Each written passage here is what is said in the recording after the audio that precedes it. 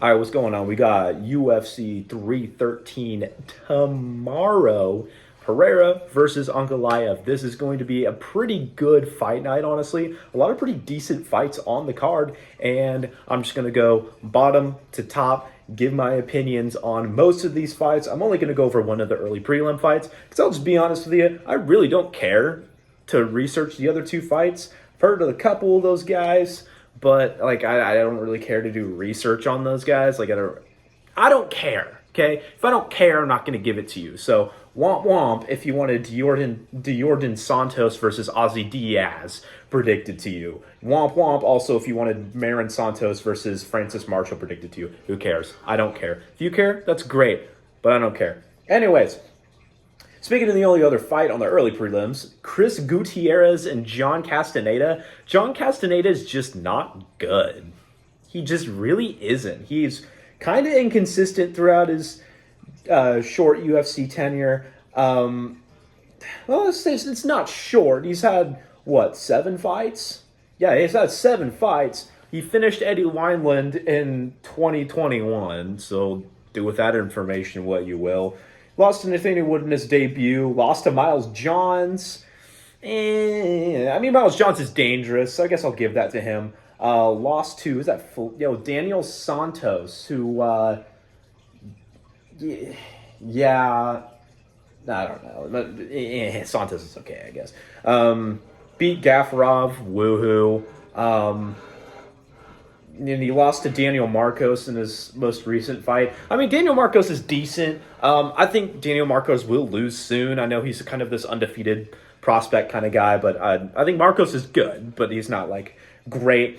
He's just not that good, Castaneda. And I know Gutierrez isn't that good. He's not ranked in the bantamweight division anymore. And, side note, this fight is taking place in the featherweight division, so I guess this is Gutierrez's featherweight debut, but also Castaneda has been fighting some. I guess he's been fighting featherweights, but I think Gutierrez is going to take this one. Odds are pretty close with Castaneda as the favorite. Honestly, I don't see why Castaneda is the favorite. I know Gutierrez isn't the best and doesn't put it all together the best, but he's more technical, and Castaneda is not dangerous, and he's not good. And I know Chris isn't the best either and is also kind of inconsistent, but he has the skills to get it done. I don't really understand why he's the underdog, but whatever. Chris Gutierrez by unanimous decision. Honestly, probably won't be the most exciting fight given Chris Gutierrez's fighting style, but it'll be a little technical, wha-bam, jab, kick to a decision. Gutierrez likes his kicks. He likes his leg kicks, but it'll be a okay fight. Go to a decision.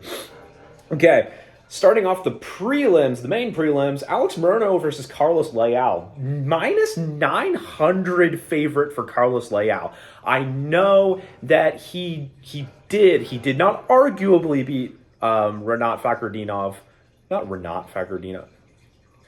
Am I getting that name right? I think. Yeah, Fakhretdinov. I was just doubting myself. Okay. I know he did beat Renat Fakhretdinov. Judges gave him the decision. That was a terrible robbery. A terrible way to open up that card, too. First fight on that card, a disgusting robbery. Whatever.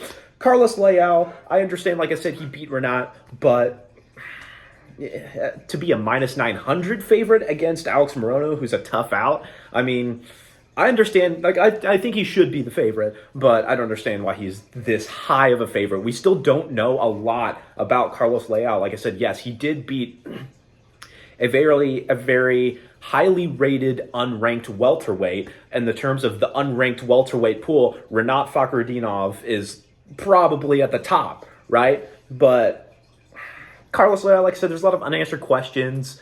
Was he on steroids for that fight? Probably. Is he going to look the same moving forward? I don't know.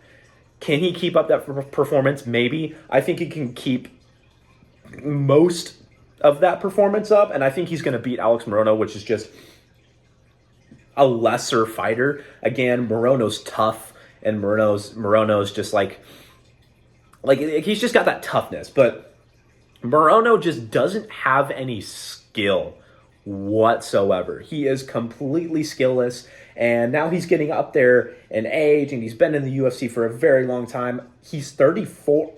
I thought he was getting up there in age, but oh my gosh, this dude's 34. I thought he was at least 36.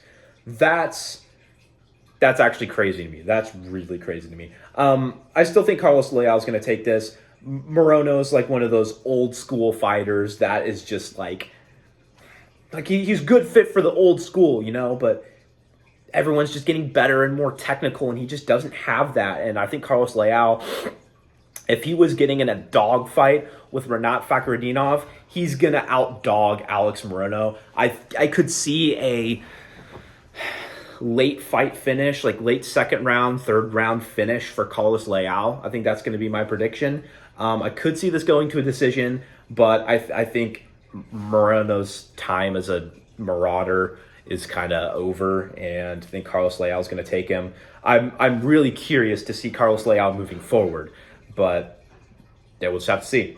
Okay, Bruno Ferreira and Armen Petrosyan. Petrosyan's the favorite.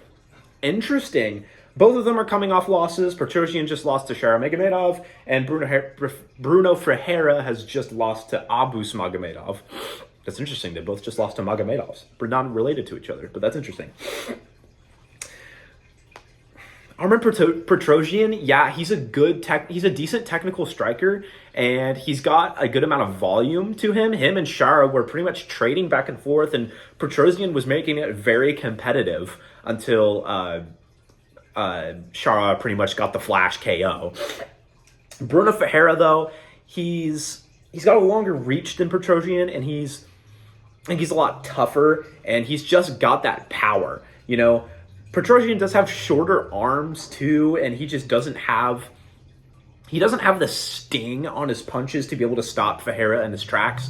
I think Ferreira's just going to walk him down, and I think eventually finished him in the first or second round. Like I said, Petrosyan's a decent striker, and he'll try to look to make this competitive, but I guess I get why he's a favorite, because he was making it competitive with Shara, but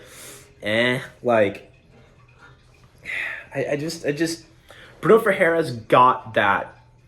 He's just got that knockout power, and I don't think Petrosyan's going to be able to deal with that. Like I said, he's not going to be able to be stinging Ferreira on the outside and making Ferreira second guess coming in. Petrosyan, like I said, shorter arms, not a lot of power, not going to be able to stop Bruno. Bruno's just going to walk him down and just knock him out. Joshua Van, Ray Saruya. Joshua Van's the slight favorite, and I agree. I think Ray Saruya is a decent wrestler. He's a decent flyweight prospect. I think he could get into the rankings at some point, but his wrestling just hasn't really impressed me a lot. He's beat Carlos Hernandez by decision, and it's just there's nothing about Ray Saruya that's really impressing me, and he doesn't have that finishing potential on the ground, at least at the UFC level. And if he's not finishing Carlos Hernandez on the ground, I don't think he's finishing Joshua Van on the ground.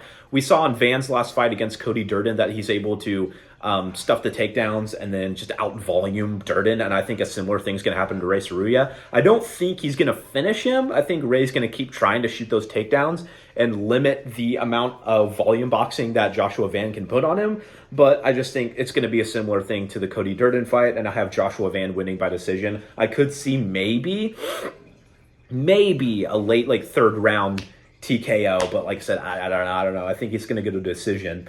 Joshua Van's a really solid volume striker, and if he keeps improving his takedown defense, I do think he could just get higher up in the rankings now. Curtis Blades versus Rizvan Kuniev.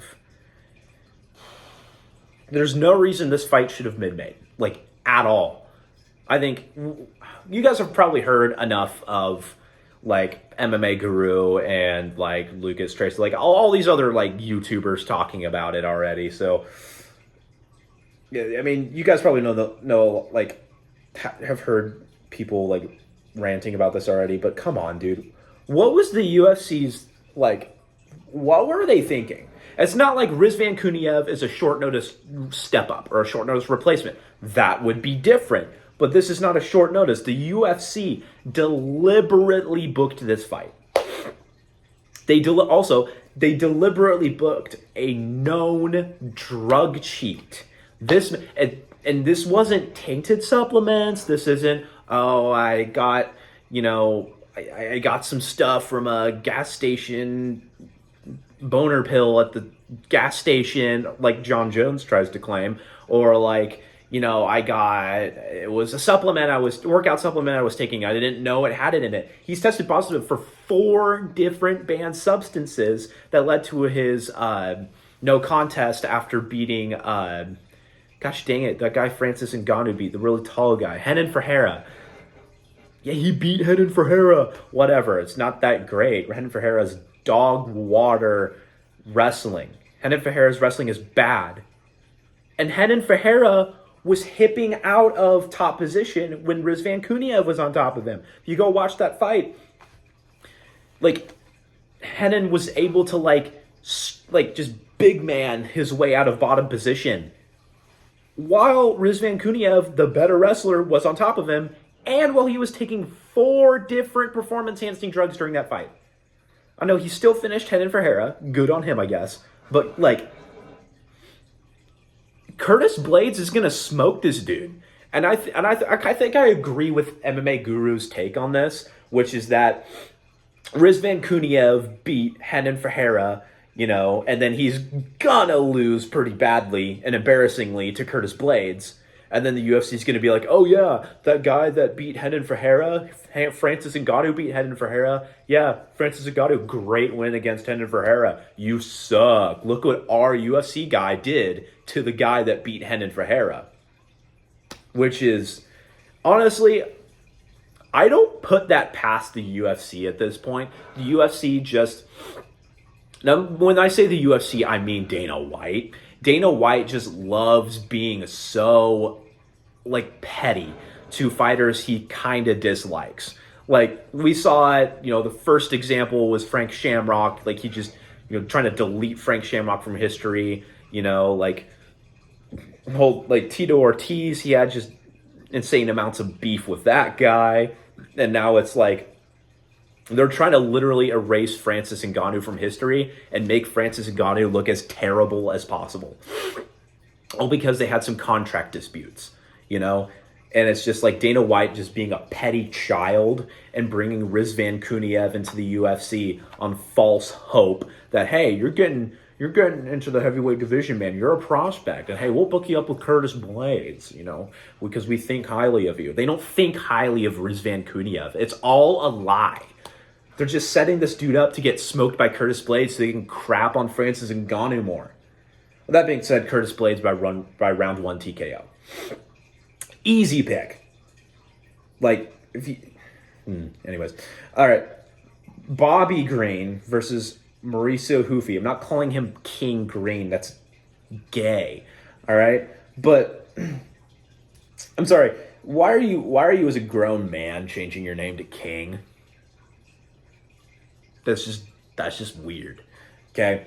Versus Mauricio Hufi. I know he kind of didn't fully impress us by finishing Hamas Yontop, but Hamas is good. Not good, but he's tough. He is really tough. He's hard to put out of there.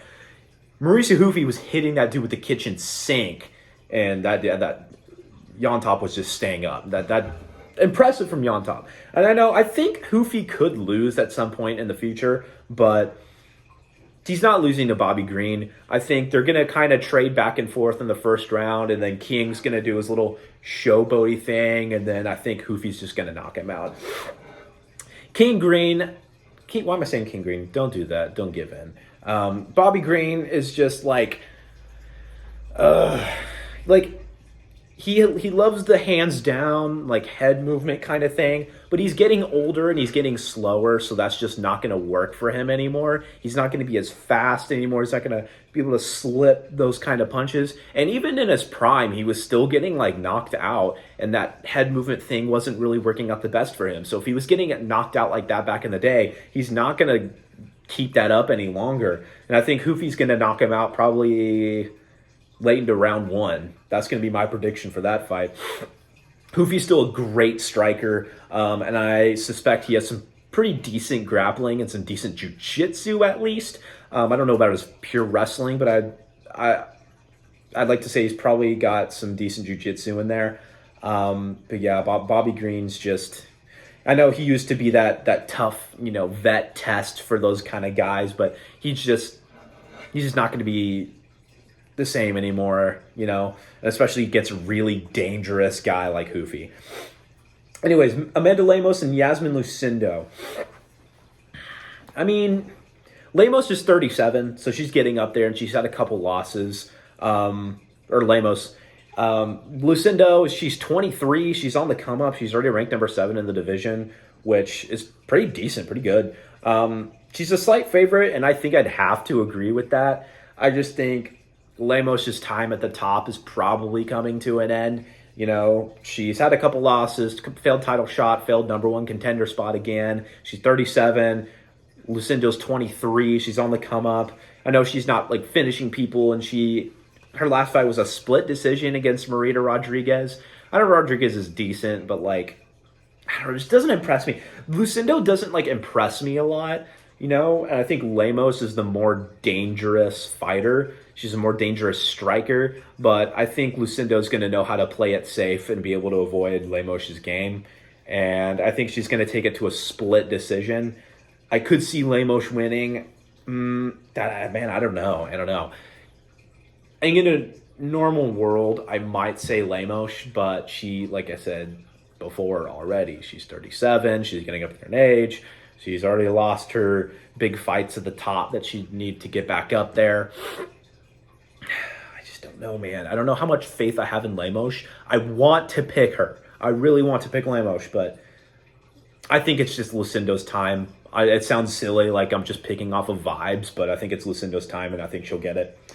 Anyways, Jalen Turner versus Ignacio Bahamondes. Okay.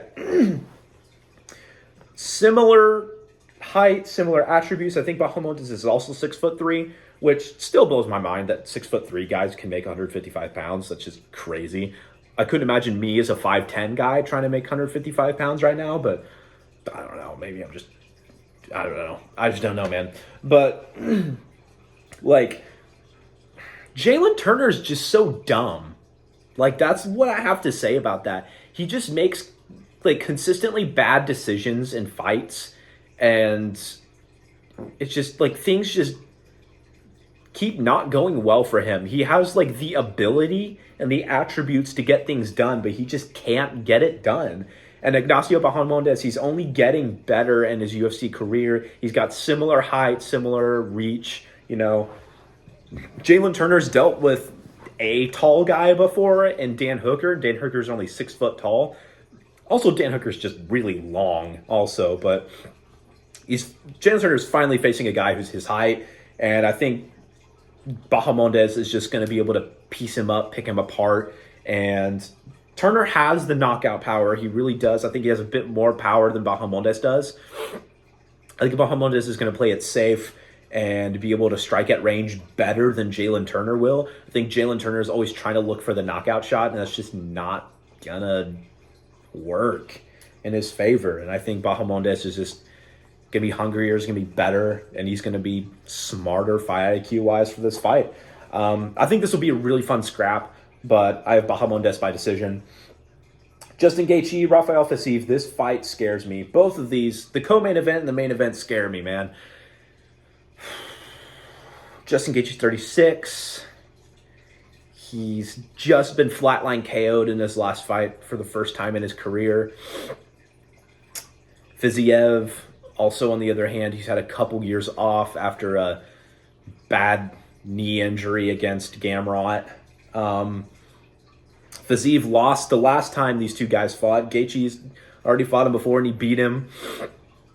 I don't trust Fiziev to put Gaethje away. I could see it, but especially because Gaethje just got flatlined in his last fight. But I just don't know. I really don't know. Fiziev's the favorite in this fight again. He was the favorite in the last fight. He got pieced up.